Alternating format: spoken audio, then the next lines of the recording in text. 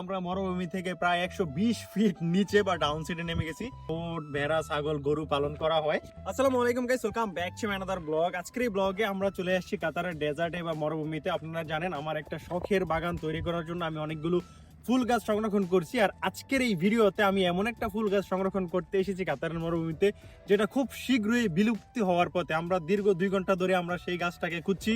আর যখনই আমি গাছটাকে খুঁজে পাবো বা ফুল গাছটাকে খুঁজে পাবো আপনাদেরকে অবশ্যই দেখাবো। আর সেই ফুল গাছটার নাম হচ্ছে স্থানীয় ভাষায় কাহুল, যেটা ফুল গাছের পাশাপাশি অনেক ঔষধি গুণে ভরপুর। কি কি ঔষধি গুণে ভরপুর ওই গাছটা আর দেখতে কেমন দেখা যায় যখনই আমরা খুঁজে পাবো আপনাদেরকে অবশ্যই দেখাবো। তো এখন আমরা আরেক কিছুক্ষণ খোঁজাখুঁজি করব আর সেই ফুল গাছটাকে আমরা খুঁজে বের করে আপনাদের সাথে শেয়ার করব যে ফুল গাছটা কেমন। আমরা প্রায় 2 ঘন্টা হয়ে গেছে আসছি, আর যতক্ষণ পর্যন্ত আমরা সেই ফুল গাছটাকে না পাই ততক্ষণ পর্যন্ত এই মরুভূমিতে আমরা সেই ফুল গাছটাকে খুঁজে বের করব। ভিডিও যাতে অনেক বেশি লম্বা না হয় সেই জন্য আমরা এই ফুল গাছটাকে আগে খুঁজে বের করব, তারপর আপনাদের সাথে দেখাবো যে ফুল গাছটা দেখতে কেমন এবং কি কি ঔষধি গুণে ভরপুর।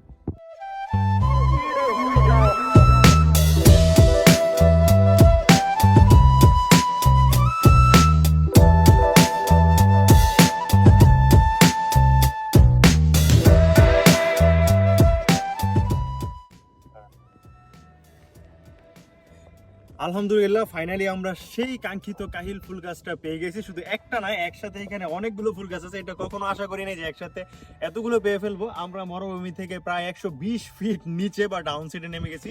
আমার পিছনে আপনারা দেখতেছেন এটা পাহাড়ের মতো ঢালু, এবং এই সাইডে যদি আপনাদেরকে দেখাই এখানে আরো বেশি নিচ আছে। আর এই সাইডগুলোতে এটা হচ্ছে মাজরা টাইপের একটা সাইড। এখানে মাজরার মতো অনেকগুলো আছে যেখানে উট, ভেড়া, ছাগল, গরু পালন করা হয়। আর এইখানে আমরা সেই কাঙ্ক্ষিত ফুলগুলো পেয়ে পেয়েছি। হালাকি ফুলগুলো অনেক ছোট, এগুলো যখন বড় হবে তখন দেখতে অনেক সুন্দর দেখা যাবে। আর আমি এখন এগুলো সংরক্ষণ করব। আর এগুলা যে শুধু একটা ফুল গাছ ব্যাপারটা কিন্তু এমন না। ফুল গাছের পাশাপাশি এই গাছগুলাতে ঔষধি গুণে ভরপুর।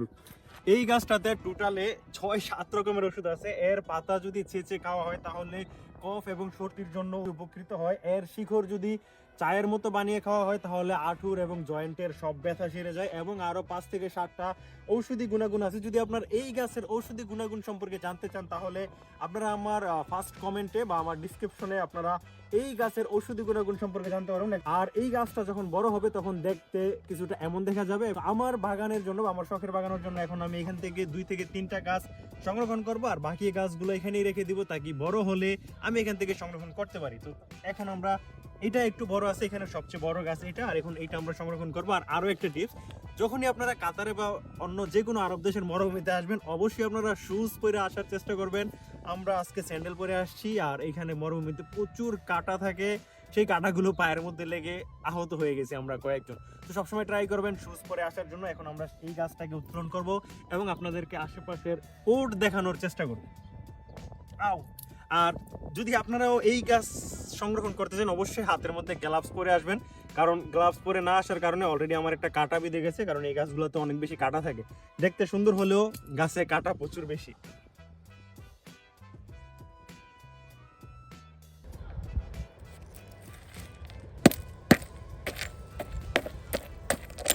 ফাইনালি আমরা দীর্ঘ 3 ঘন্টা 3 জন মানুষ কষ্ট করার পর সেখান থেকে ফুলগুলো সংরক্ষণ করতে পেরেছি।